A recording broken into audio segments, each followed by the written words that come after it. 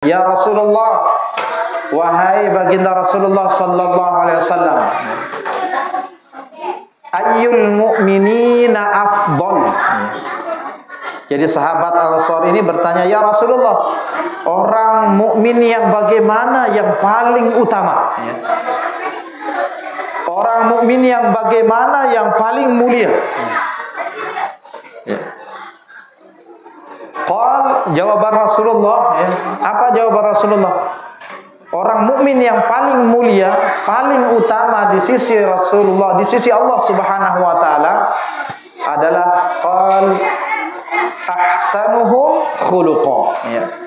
Mereka yang paling baik akhlaknya, Yang paling baik akhlaknya.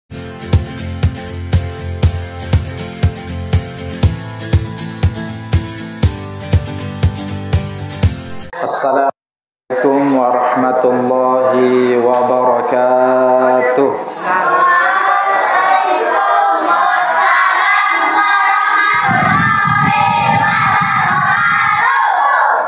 Alhamdulillahilladzi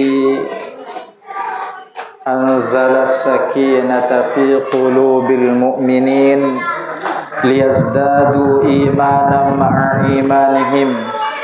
Ashhadu an la ilaha illallah wahdahu la syarika lah wa ashhadu anna Muhammadan abduhu wa rasuluh. Allahumma salli wa sallim wa barik ala sayyidina Muhammad wa ala alihi wa ashabihi wa man tabi'ahum bi ihsanin ila yaumil qiyamah, amma ba'd. Hadirin Bapak dan Ibu, adik-adik semuanya yang dirahmati oleh Allah Subhanahu wa taala. Alhamdulillah, kita sama-sama bersyukur kepada Allah Subhanahu wa taala.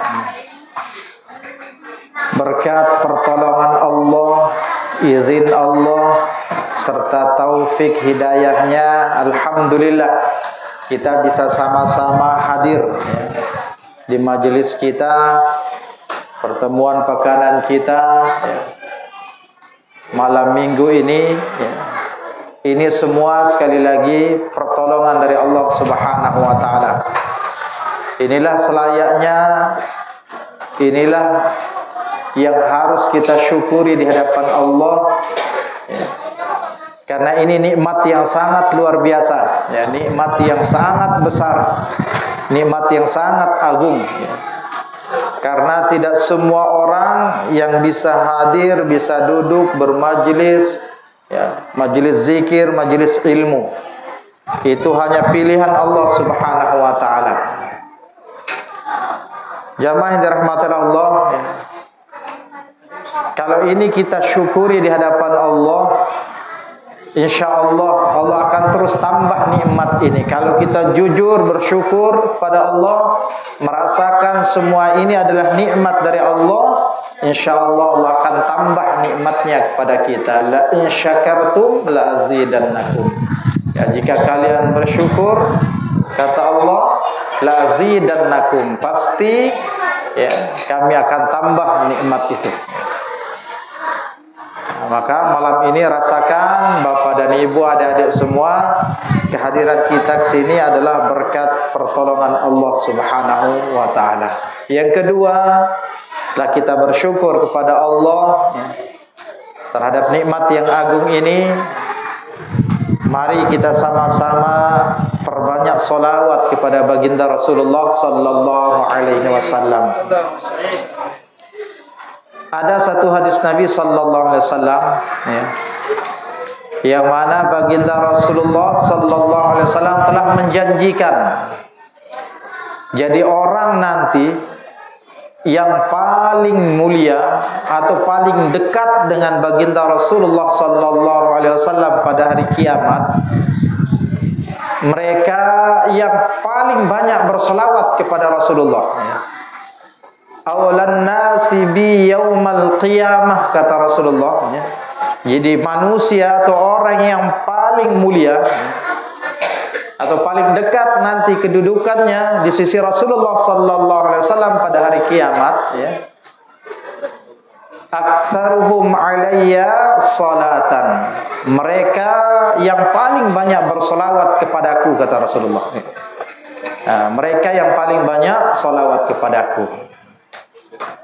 Tinggal sekarang ini kita jujur dalam diri kita, berapa kali kita bersolawat kepada Rasulullah sallallahu alaihi wasallam? Berapa kali kita bersolawat untuk beliau?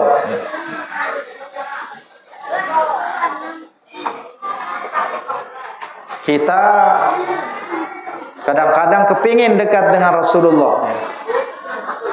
Rasulullah memberikan solusi. Kalau mau dekat dengan Rasulullah, mau mulia nanti di hadapan Allah, di sisi Rasulullah sallallahu alaihi wasallam, banyak-banyak bersolawat kepada beliau. Ya, maka mulai sekarang, ya, dan seterusnya, kita semua, ya, gunakan lisan kita ini untuk perbanyak solawat, ya, perbanyak solawat pada Rasulullah sallallahu alaihi wasallam. Hadirin jamaah yang dirahmati Allah Subhanahu wa taala, ya.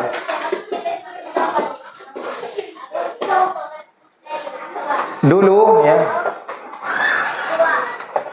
ketika sahabat Nabi sallallahu alaihi wasallam bersama dengan Nabi, yakni Abdullah bin Umar, beliau pernah menceritakan beliau lagi bersama dengan Rasulullah. Kuntu ma'a Rasulillah sallallahu alaihi wasallam. Kata Ibnu Umar, aku bersama dengan Rasulullah sallallahu alaihi wasallam. Faja'ahu rajulun, tiba-tiba datang seseorang. Faja'ahu rajulun ila Nabi sallallahu alaihi wasallam. Datang kepada Nabi sallallahu alaihi wasallam, fasallama, lalu dia ucapkan salam kepada Nabi. Ini faja'ahu rajulun minal ansar, ya. Datang, ya, salah satu sahabat Nabi dari kaum Ansar. Fasallama ila Nabi sallallahu alaihi wasallam, lalu dia ucapkan salam kepada Nabi dan baginda Rasulullah menjawab salamnya. Tsumma qala, kemudian sahabat Ansar ini bertanya, ya. Pertanyaannya dua pertanyaan. Nah, ini kita sedikit berbicara tentang dua pertanyaan ini, ya. Pertanyaan pertamanya, ya. Apa pertanyaan pertama sahabat ini? Ya Rasulullah, wahai baginda Rasulullah sallallahu alaihi wasallam, ayyul mu'minina afdal. Jadi sahabat Ansar ini bertanya, ya Rasulullah, orang mukmin yang bagaimana yang paling utama? Ya. Orang mukmin yang bagaimana yang paling mulia? Ya. Qal, jawaban Rasulullah, ya. Apa jawaban Rasulullah?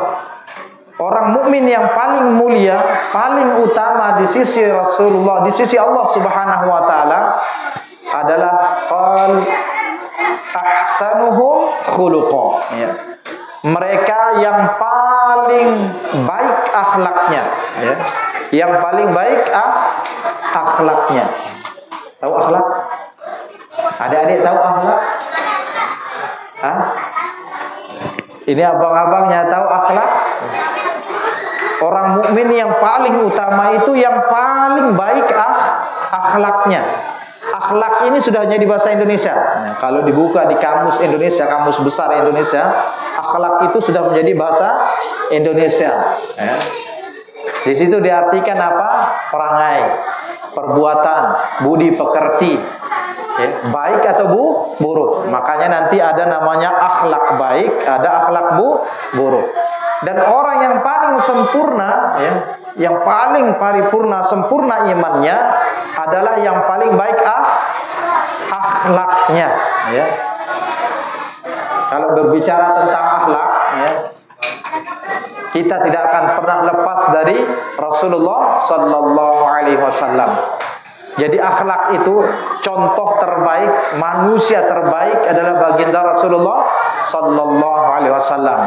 Maka ketika kita mempelajari kehidupan Rasulullah, ya, dari tidur sampai tidur lagi, itu kita lagi belajar tentang akhlak, ya. Akhlak Rasulullah sallallahu alaihi wasallam. Namun salah seorang ulama, ya, beliau namanya masih hidup sekarang, beliau ulama besar yang ada di Madinah, ya. Namanya Syekh Profesor Dr. Abdul Razak Al-Badr, ya. Beliau pengajar hadis yang ada di Madinah, ya. Beliau pernah mensyarah kitab Asy-Syamailu Muhammadiyah, ya. Beliau mensyarah kitab tentang kesempurnaan Nabi kita sallallahu alaihi wasallam, ya. Kitab hadis, ya. Kumpulan-kumpulan hadis tentang apa? Tentang Rasulullah sallallahu alaihi wasallam, baik tentang fisik, ya, tentang fisiknya maupun nanti tentang akhlak-akhlak beliau. Beliau mengatakan pondasi akhlak baik, ya. Kalau mau jadi orang yang berakhlak baik itu harus ada pondasinya, dasarnya yang harus kita bangun di atasnya. Ya.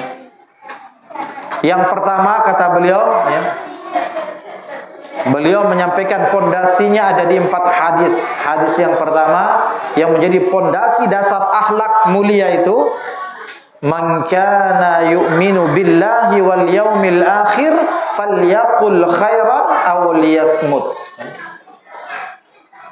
Jadi pondasi pertama, pondasi dasar akhlak yang pertama kata beliau adalah hadis Nabi sallallahu alaihi wasallam, siapa yang beriman kepada Allah dan hari akhir, falyaqul khairan aw liyasmut, maka dia ucapkan, dia harus ngomong yang baik, falyaqul khairan aw liyasmut, ngomong yang baik, kalau tidak bisa diam. Ya. Ini pondasi. Kenapa? Kalau kita mau lihat sabda Rasulullah sallallahu alaihi wasallam di hadis yang lain ketika ditanya oleh sahabatnya apa penyebab orang itu paling banyak nanti yang membuat dia masuk ke neraka, salah satu penyebabnya adalah al-famu wal farj, mulut dan kemaluan. Kalau kita lihat dari sini, ya, ini pondasi akhlak. Kita jaga lisan kita, kita jaga kata-kata kita. Ya. Kalau kita tidak bisa ngomong baik, ya, kita bicara diam, ya. Tidak berbicara tentang apa yang kita tidak ketahui ilmunya, ya. Lebih baik kita diam. Apalagi lisan ini, masya Allah, sudah kumpul, nanti bisa ghibah, ya, macam-macam penyakitnya. Kalau berbicara kadang-kadang kita supaya orang bisa tertawa berbohong, kita buat-buat cerita palsu. Nah, ini semua, ya, perbuatan yang tidak baik, akhlak yang tidak baik, ya. Karena itu akan merusak kita nanti. Maka ini pondasi dasar, ya, yang harus diperhatikan, jaga lisan kita. Kalau dalam hadis yang lain bahwa ini kunci untuk keselamatan. Makanya dalam hadis yang lain Rasulullah pernah ditanya, man najah, apa kunci-kunci atau faktor-faktor keselamatan, ya. Maka salah satu yang disebut oleh Rasulullah, amsik alaika lisanak, tahan lisanmu.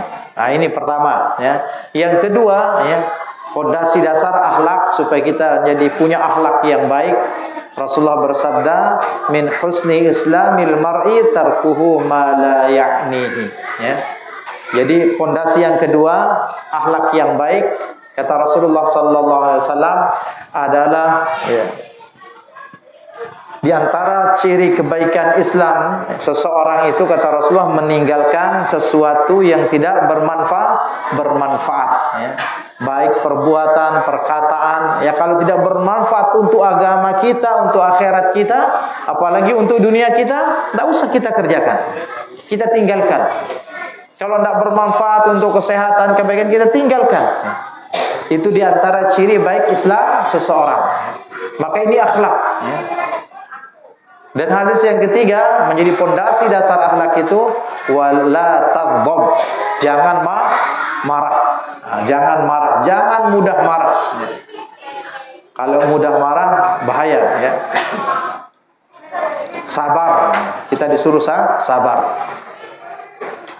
Dan yang keempat kata Rasulullah, ini luar biasa hadis Rasulullah, la yu'minu ahadukum hatta, ya, hatta yuhibbu li akhihi ma yuhibbu li nafsihi, ya. Tidak beriman salah seorang kalian, tidak sempurna iman salah seorang kalian, kata Rasulullah, sampai dia mencintai, ya, saudaranya ma yuhibbu li nafsih, seperti dia mencintai dirinya sendiri, ya. Ini luar biasa hadis Nabi sallallahu alaihi wasallam. Jadi tidak sempurna iman seseorang, kata Rasulullah, sampai dia mencintai saudaranya seperti dia mencintai dirinya sendiri. Sama besarnya ketika kita mencintai diri kita, senang terhadap sesuatu, maka begitu juga dengan saudara kita, ya. Sehingga nanti akan timbul, kalau kita mencintai saudara kita seperti kita mencintai diri kita sendiri, maka akan hilang sifat iri dengki dalam hati kita. Akan hilang. Ini akhlak yang sangat luar biasa. Jamaah yang dirahmati Allah Subhanahu wa taala, itu berkaitan dengan akhlak. Jadi kalau mau menjadi manusia yang sempurna, manusia yang paling utama, orang mukmin yang paling sempurna keimanannya, ya, adalah yang paling baik akhlaknya. Mereka yang paling baik akhlaknya. Maka belajar, ya. Akhlak kita belajar, ya, kita ikutin Nabi sallallahu alaihi wasallam. Jamaah yang dirahmati Allah, yang kedua, pertanyaan sahabat ini, ya, sahabat Ansor ini bertanya, ya, fa ayyul mu'minina aqyas, ya Rasulullah, orang beriman yang bagaimana yang paling cerdas, ya.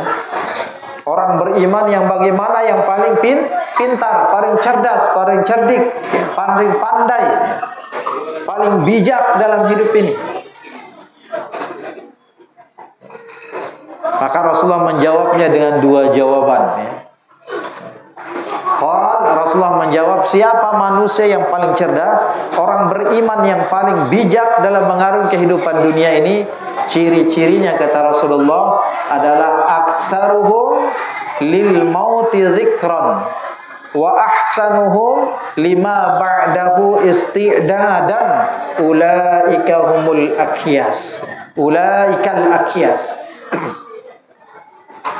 Ciri pertamanya Rasulullah menyebut mereka yang banyak mengingat mati. Aktsaruhum lil mauti dzikran, ya. Ciri orang cerdas itu banyak ingat mati, ya.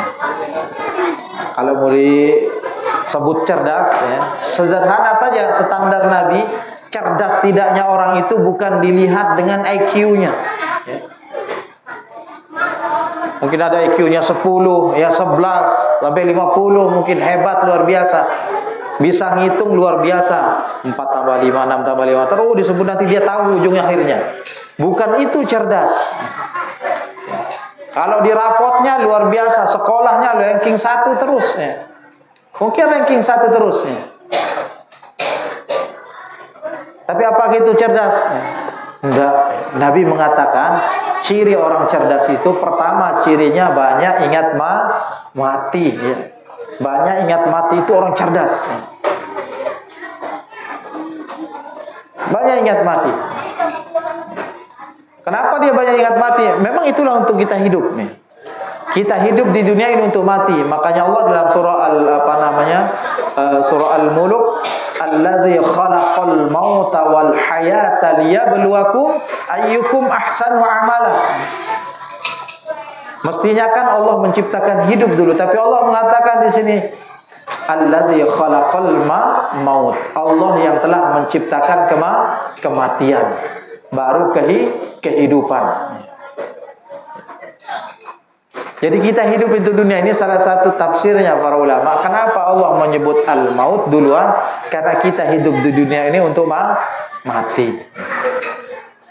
Kita hidup untuk mati. Tidak ada orang yang hidup selama-lamanya. Bahkan baginda Rasulullah sallallahu alaihi wasallam sendiri, ya, umurnya 63 tahun. Sekarang kita dengar cerita beliau saja, percaya dengan beliau, karena ada peninggalannya, mujizat yang beliau tinggalkan dengan kita. Al-Quran dan Sunnah. Dalam sunnahnya beliau menjelaskan bahwa umur umatnya antara 60 sampai 70 tahun saja. Nah, kisarannya itu. Ada yang umur sampai 200 tahun. Pernah lihat orang umur 200 tahun? Tinggal tulangnya saja. Ya.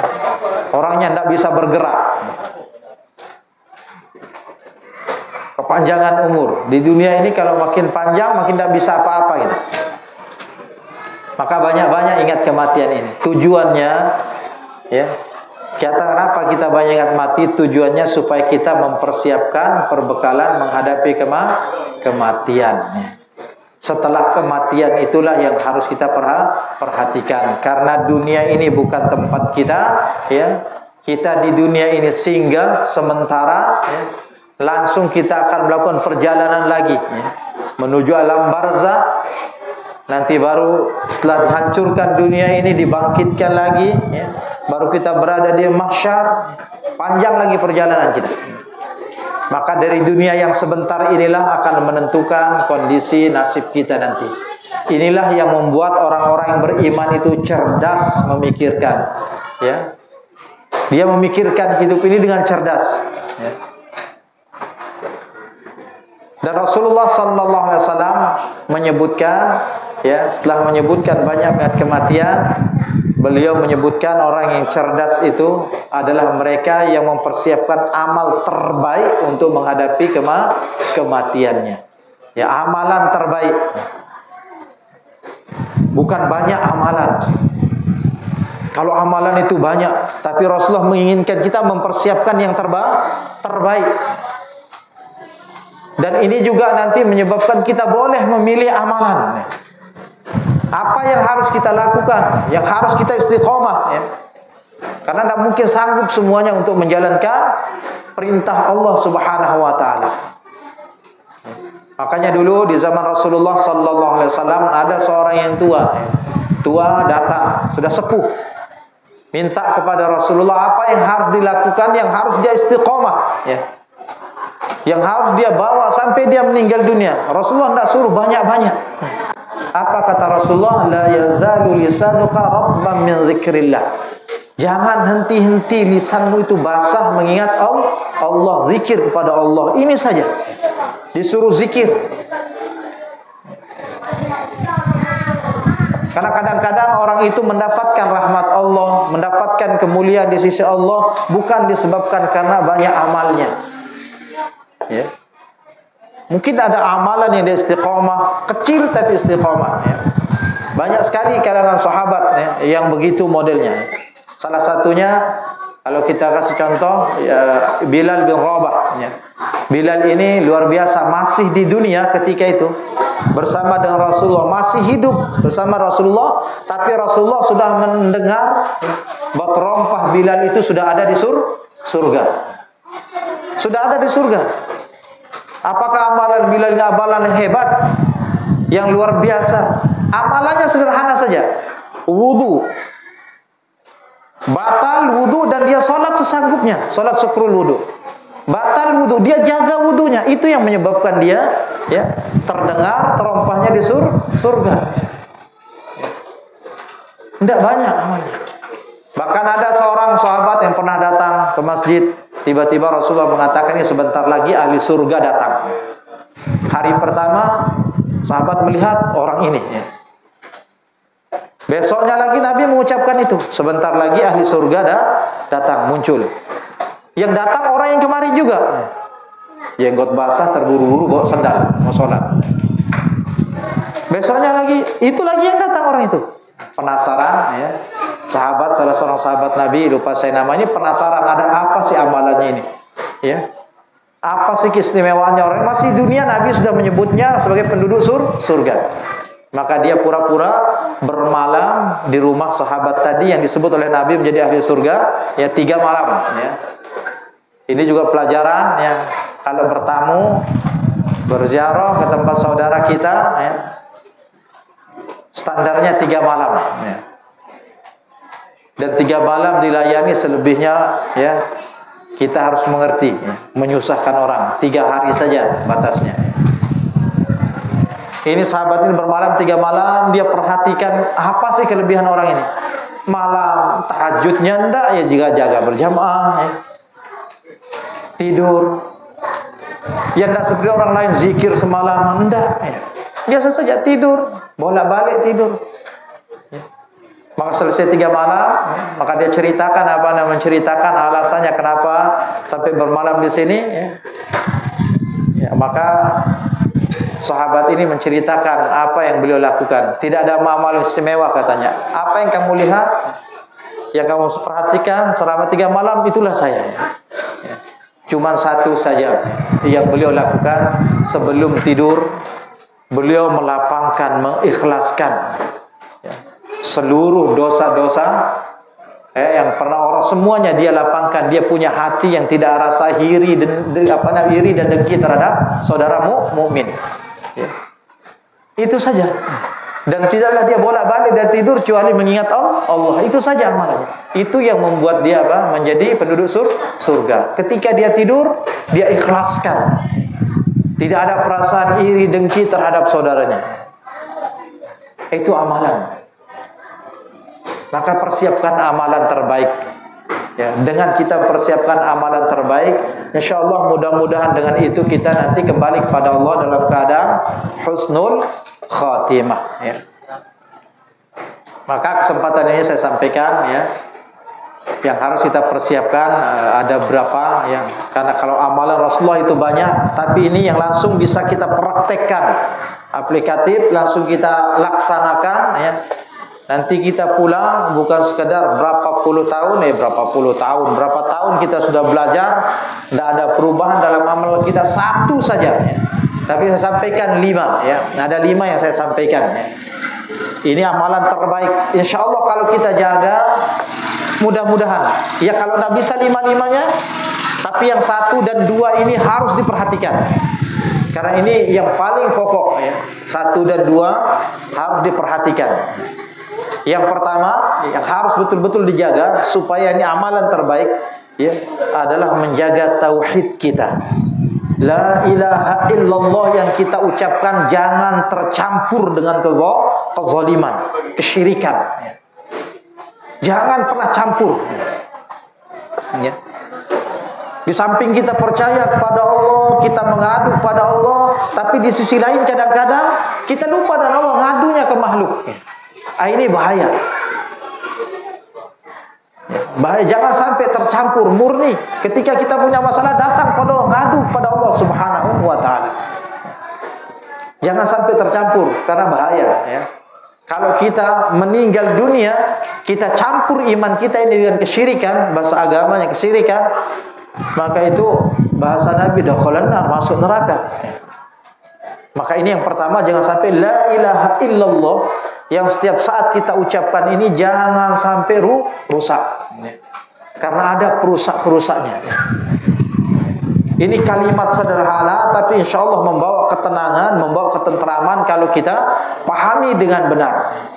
Kalimat inilah yang merubah merubah kota Mekah, ya, yang dulu jahiliyah menjadi luar biasa. Kalimat ini yang merubah tatanan kehidupan manusia ketika itu di zaman Rasulullah. Kalimat ini yang diserukan oleh Rasulullah siang dan malam. Beliau aja dan kalimat la ilaha illallah Muhammadur Rasulullah. Ini harus tertancap dalam hati kita. Jangan sampai tercampur dengan kesyirikan.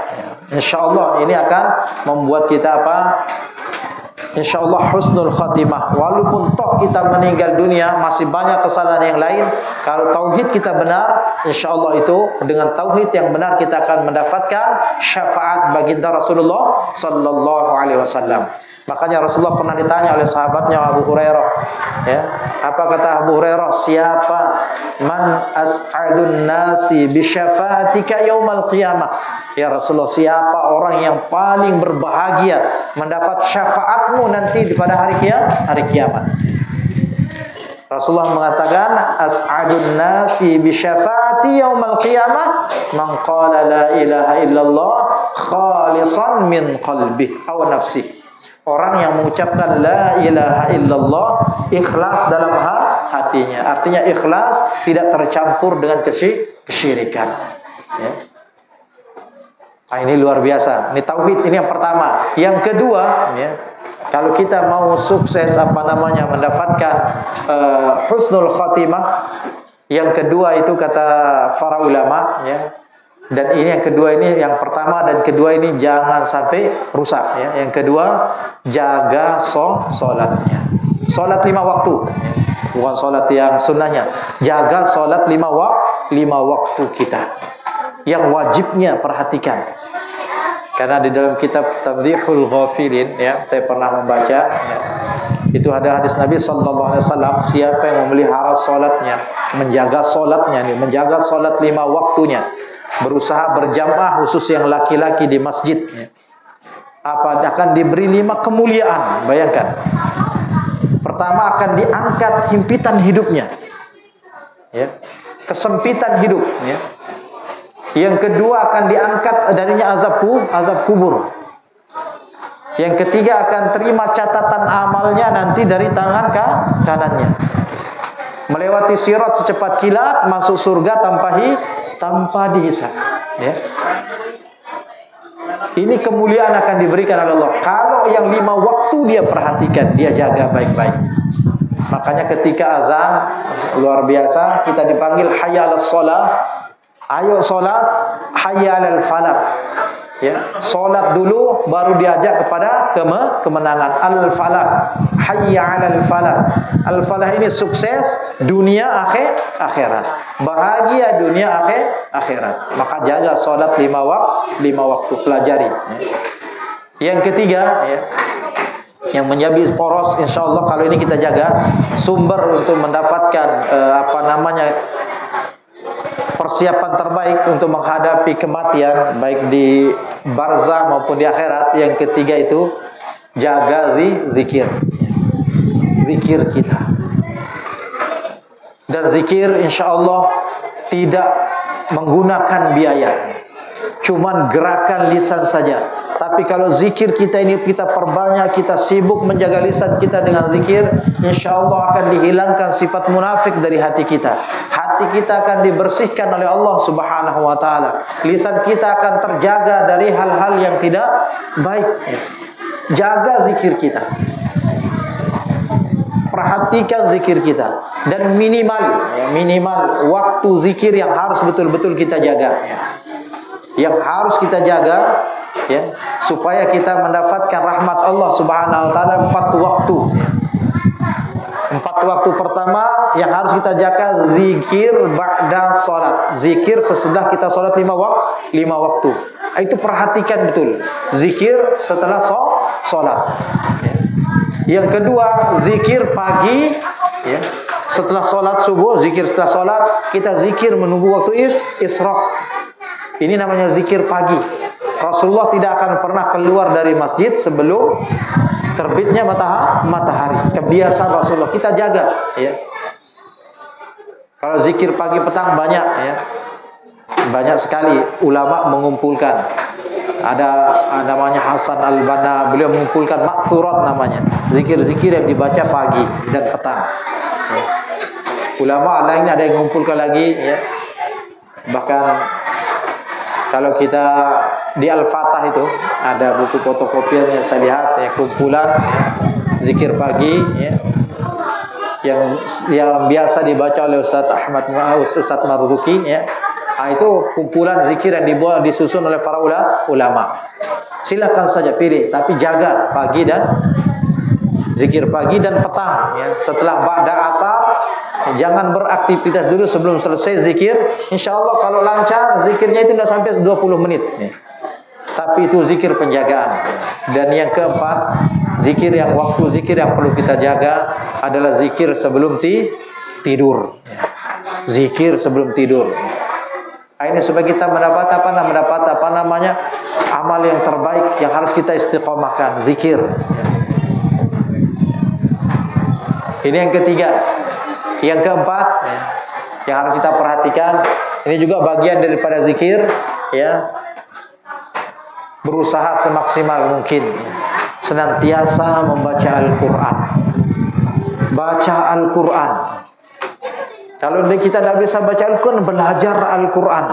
Alhamdulillah di sini sudah disiapkan, untuk di sini mushola di masjid sudah disiapkan belajar Al-Quran, ya. Karena ini mukjizat terbesar baginda Rasulullah sallallahu alaihi wasallam. Bahkan saking hebatnya Al-Quran ini, seandainya Al-Quran itu taruh di gua gunung, ya, gunung itu hancur. Saking takutnya kepada Allah. Ini hebatnya Al-Quran, luar biasa. Al-Quran ini banyak sekali hikmah kebaikan di dalamnya, keberkahan. Hari ini kadang-kadang kita sibuk cari berkah, keluar jauh-jauh ya. Kadang-kadang ke Jakarta tuh mau cari berkah katanya, ziarah. Itu cari berkah juga, tapi berkah yang ada di sekitar kita, berhadapan dengan kita, yang Allah sendiri mengatakan, kitabun anzalnahu ilaika mubarakun. Jadi Al-Quran ini diturunkan kepada Nabi Muhammad SAW, mubarakun, banyak keberkahan di dalamnya. Saking berkahnya Al-Quran ini, sahabat Nabi SAW, Abu Hurairah, beliau mengatakan, kalau Al-Quran, ini Al-Quran dibaca di rumah. Al-Quran kalau dibaca di rumah, ya, itu kata Abu Hurairah, 4 kemuliaan akan diberikan, 4 keberkahan. Pertama, setan akan lari dari rumah. Kedua, malaikat akan hadir. Ketiga, rumah itu akan terasa luas. Dan keempat, banyak kebaikan di dalamnya. Ini berkah. Banyak kebaikan di dalamnya kalau kita bersama dengan Al-Quran. Bahkan Rasulullah SAW tidak usah sampai selesai Al-Baqarah. Ya. Dalam tafsir Ibnu Katsir, fadilah surah Al-Baqarah, ya, sahabat Abdullah bin Umar atau Abdullah bin Mas'ud, lupa saya, ya, beliau mengatakan, ya, kalau di rumah itu kita membaca 10 ayat saja, ya, 10 ayat surah Al-Baqarah, 4 ayat pertamanya Alif Lam Mim sampai ayat keempat, nanti baru ayat kursi dan 2 ayat setelahnya, dan 3 ayat terakhir Al-Baqarah itu 10 ayat. Itu kalau kita baca semalam itu, Allah akan jaga kita. Ada penjagaan di rumah kita. Syaitan akan lari dan kita akan dijaga. Ini bentuk keberkahan Al-Quran luar biasa, ya. Bahkan Al-Quran itu saking luar biasanya sebagai syifa, obat, baik obat hati kita atau obat, ya, yang ada pada fisik kita, ya, ketika kita sungguh-sungguh minta tolong pada Allah dengan Al-Quran. Maka istiqomah bersama Al-Quran. Dan Al-Quran nanti akan memberi syafaat kepada orang yang senantiasa membacanya pada kehidupan akhirat. Jamaah rahimakumullah, selanjutnya amalan yang harus diperhatikan supaya kita husnul khotimah, kita kembali kepada Allah. Amalan terbaik, ya, ini amalan berbakti kepada kedua orang tua, birrul walidain, ya. Ya, berbakti, ya. Kalau mau sukses, ini anak-anak semuanya mau menjadi luar biasa, berbakti kepada kedua orang tua. Tidak boleh kalau dalam Al-Quran tidak boleh lebih kencang suaranya dari orang tua. Kalau orang tua marah, dengarkan, ya. Jangan ikut marah, bahaya, ya. Yang kalau sudah meninggal dunia orang tua kita, minimal 5 waktu kita doakan. Ini bentuk birrul walidain, bentuk bakti kita kepada orang tua kita, ya. Doakan setiap sholat, Rabbighfirli wali walidayya, ya, warhamhuma kama rabbayani shaghira. Itu diulang setiap sholat 5 waktu. Itu sudah termasuk orang yang berbakti. Yang hidup maupun meninggal dunia pakai doa ini, Rabbighfirli wali walidayya warhamhuma kama rabbayani shaghira, ya. Selanjutnya amal yang harus diperhatikan setelah berbakti kepada orang tua. Panjang sekali kalau berbakti dengan orang tua, banyak buktinya di zaman Rasulullah, ya.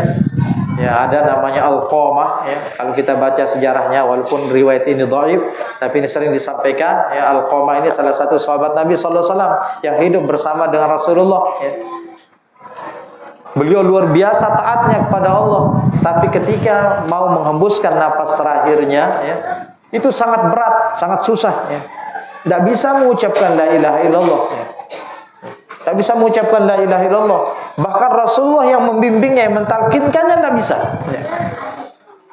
Maka ditanyalah, dicari orang tuanya, ibunya, ya. Dicari orang tuanya karena masalahnya dengan ibunya.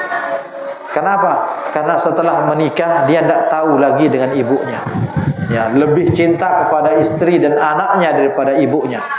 Padahal laki-laki itu, ya, kalau sudah menikah, kewajibannya tetap kepada kedua orang tuanya, ya. Harus jaga birrul walidain kita.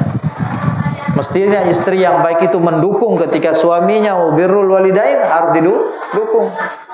Itu yang baik, ya. Kadang-kadang kita itu kalah, ya, dengan istri, ya. Kalah dengan istri, ya. Suami-suami takut istri. Kalau birrul walidain itu harus ya dengan orang tua. Jangan sampai tidak. Ini Alqamah luar biasa. Alqamah ini sahabat Nabi. Tidak bisa ucapkan la ilaha illallah. Sampai berulang nih sahabat ya, memanggil orang tuanya untuk mengikhlaskan.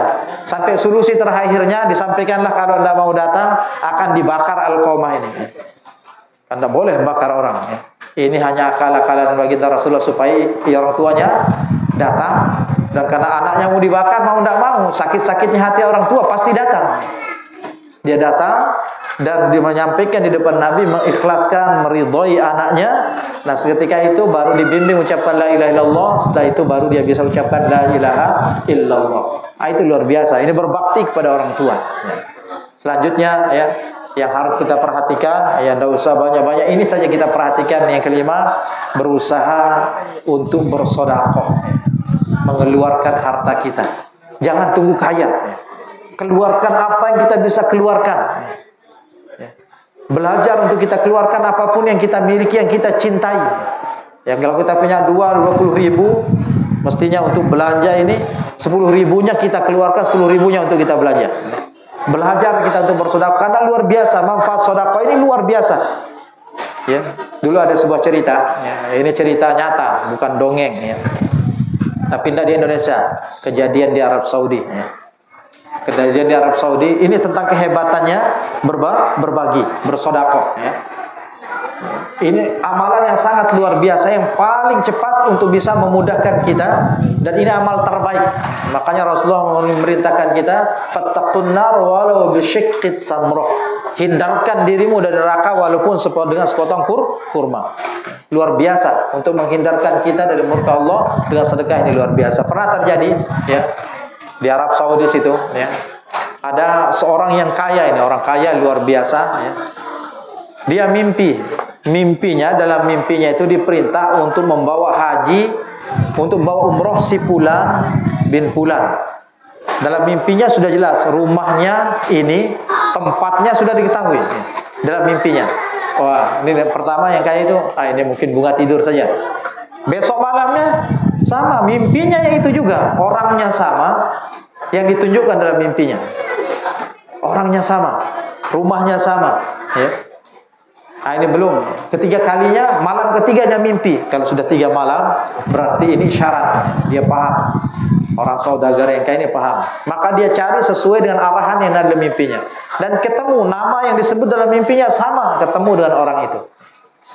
Orang ini, ya bahasa kita itu, kalau agama ya sholat ya, sholat-sholatan aja begitu.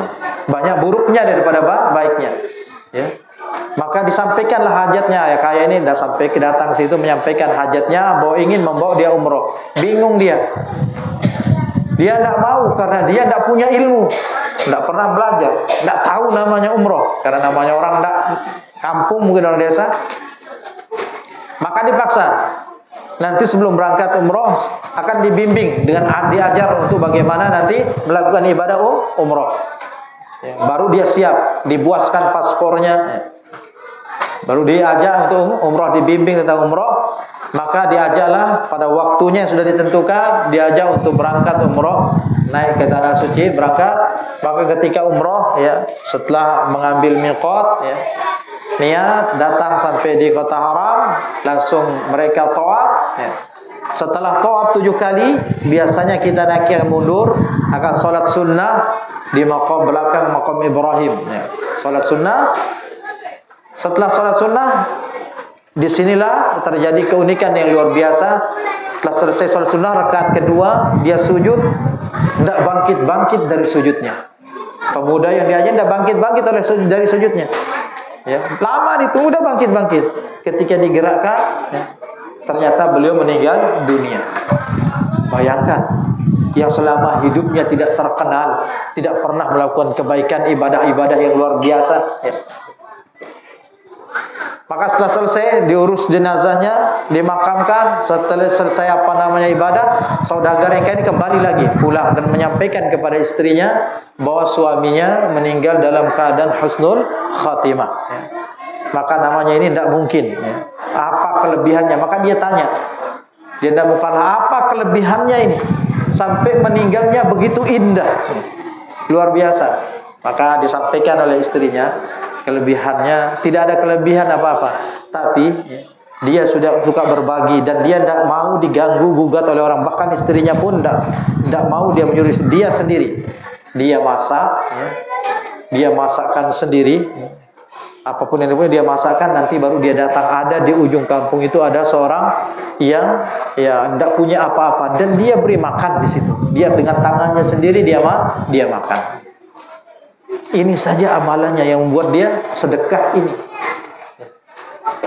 Sedekah ini yang membuat dia, ini amalan luar biasa. Maka berbagi sesuai dengan kesanggupan kita. Tadi pemuda ini tidak punya apa-apa. Ya. Tapi dia senang apa yang ada di rumahnya, dia masak karena dia tahu ini orang ini, masya Allah butuh makanan, dia masak dengan tangannya sendiri dan dia beri makan sendiri.